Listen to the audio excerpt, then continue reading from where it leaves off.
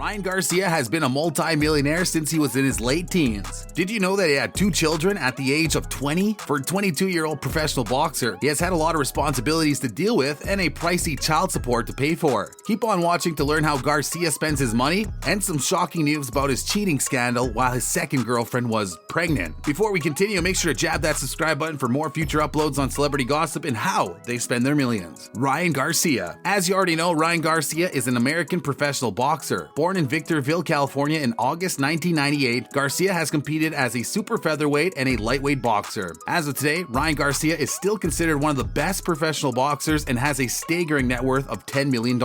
After getting a more serious reputation, Garcia stepped up and hired Eddie Reynoso to be his trainer. In September 2019 alone, Garcia was offered a $700 million deal when his promoter, Oscar De La Hoya, made it possible for Garcia to sign an unprecedented contract. Oscar believed that Garcia was able to become the biggest boxing star in history, so he did anything for him to get where he is today. However, the $700 million deal hasn't been formalized yet, but in case Garcia gets it, it would be the biggest deal that his promoter landed. With $10 million in hand, many believe that Garcia spends his money on a luxurious lifestyle. Of course, he has bought a great big luxurious house, a couple of amazing cars and designer clothes, but spending money like that is not a primary focus. The boxing and social media star has revealed that he used most of his earnings to invest into his boxing career. Investing in his career. Because Ryan Garcia is pretty new in the boxing world, many observers understand that he has a long way to go until he becomes a world titleist. He understands this himself, and that's why he's willing to give up some of his millions to master the sport more than he already has, and prepare himself in hopes of one day being the best boxer alive. But maybe you have to understand by now that Garcia isn't your typical boxer. He has many advantages in the sport over other players. The first obvious reason is that he has a lot of money. Another great advantage that Garcia has is that he has a new face of a new generation, and this can attract new generations of fans. This not only gives him the advantage to become pretty famous, but since this is a new generation of fans, he'll be able to transform the way fighters see themselves in boxing.